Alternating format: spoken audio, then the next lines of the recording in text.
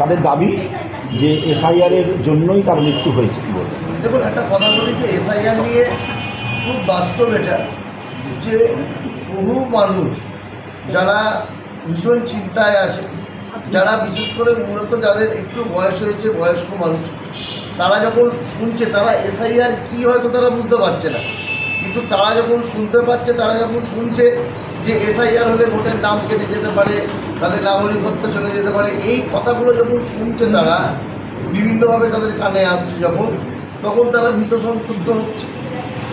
তো সেই জায়গায় হয়তো এই মহিলা, উনিও হয়তো এটা নিয়ে চিন্তা করছিলেন। ওনার বাড়ির লোকের যে বক্তব্য, তাতে আমরা শুনেছি যে উনি এটা নিয়ে খুব চিন্তা করছিলেন যে কী হবে, যেহেতু বয়স ওনার রয়েছে, উনি এটা নিয়ে ভাবছিলেন, এটা নিয়ে খুব চিন্তা করছিলেন, এটা নিয়ে বাড়িতে বারবারও বলছেন যে কারণ তার বয়স প্রায় 60-এর কাছে, কি 60-এর ওপর। তার হয়তো জানেন না তার বার্থ সার্টিফিকেট, তার জন্মের সার্টিফিকেট নেই, তার নাম আছে কি নাম নেই 2002, সেটাও উনি জানেন না। তো উনি যাই হোক এটা নিয়ে উনি চিন্তা করছেন, যে ব্যাপারটা ওনার নলেজে নেই বলেই হয়তো উনি ভাবছিলেন।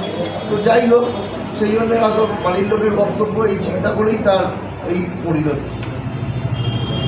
রিস্টারের 4 নম্বর ওয়ার্ডের কাউন্সিলর তিনি আজ এই কারণেই যে আপনারা জানেন যে গতকাল চুঁচুড়ো শহর তৃণমূল কংগ্রেস একটি ওখানকার টাউন কমিটি, ওখানকার ওয়ার্ড কমিটি, একটা কমিটি তারা ঘোষণা করে।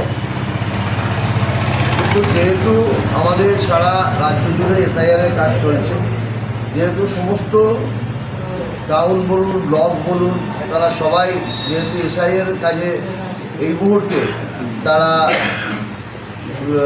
যুক্ত আছে, তো তার জন্য আমাদের এই যে কমিটি, আমাদের নেত্রী মমতা বন্দ্যোপাধ্যায়ের নির্দেশে আমরা এই মুহূর্তে এটাকে রিজলভ করলাম। এই কমিটিটাকে ডিসেম্বরের 4 তারিখ পর্যন্ত এই কমিটি রিজলভ থাকবে। তারপর আমরা আমাদের যেমন নির্দেশ আসবে, সেই নির্দেশ অনুযায়ী আমাদের কমিটি তারপর ডিক্লেয়ার করা হবে, যেটা হবে। তো এই মুহূর্তে এই কমিটিটাকে রিজলভ করা হবে। এর আগের কমিটি কি কাজ করবে? বুঝলাম, মানে এই কমিটিটা নতুন হয়েছে কালকে, কিন্তু পুরনো কমিটি যেটা ছিল না, যে কমিটিটা হয়েছে কমিটিটা ডিজলভ হলো। যে দেখুন, কমিটি তো একটা আছে বা ওখানকার নেতৃত্বরা আছে, তারা এখন যেমন চালাচ্ছে তারা কাজ করবে। যে নতুন কমিটি যেটা কালকে ঘোষণা করা হয়েছিল, সেই কমিটিটা এখন রিজলভ হলো নেত্রীর নির্দেশে। হ্যাঁ, বলছি যে এরা যে কমিটি করলো, তাহলে তারা কি আগে শীর্ষ নেতৃত্ব বা জেলা নেতৃত্বের সঙ্গে কোনো রকম আলোচনা করেনি? না না, দেখুন, আলোচনা ব্যাপারটা সেটা নয়।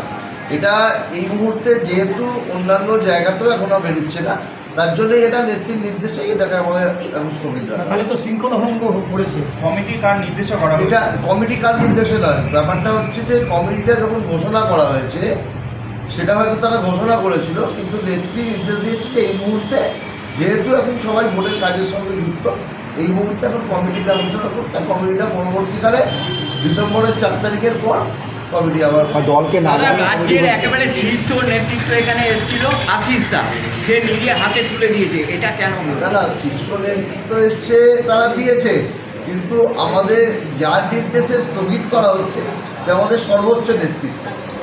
সর্বোচ্চ নেতৃত্বের নির্দেশে এটাকে এখন স্থগিত রাখা। তারা কি দলকে জানানো হয়নি? তাহলে দেখুন, দলকে জানানো হয়েছে, দলের শীর্ষ নেতৃত্ব যখন নেতৃত্ব এসছে তখন নিশ্চয়ই দলকে জানানো হয়েছে, দল জানে। কিন্তু উচ্চ নেতৃত্ব মনে করেছে এই মুহূর্তে যে এটাকে, শীর্ষ নেতৃত্ব মনে করেছে এটাকে স্থগিত রাখার দরকার, এটাকে স্থগিত রাখা হচ্ছে। না, এটা নিয়ে বলবে তো। যে শুধু রিসরা কেন, শুধু ডানকুনি কেন, সারা বাংলার বিভিন্ন জায়গায়, ভারতবর্ষের যে কোনো জায়গায় যেখানে যেখানে হচ্ছে, সেখানকার মানুষ কিন্তু চিন্তায় আছে। এটা তো অস্বীকার করার নয়। 7 বছর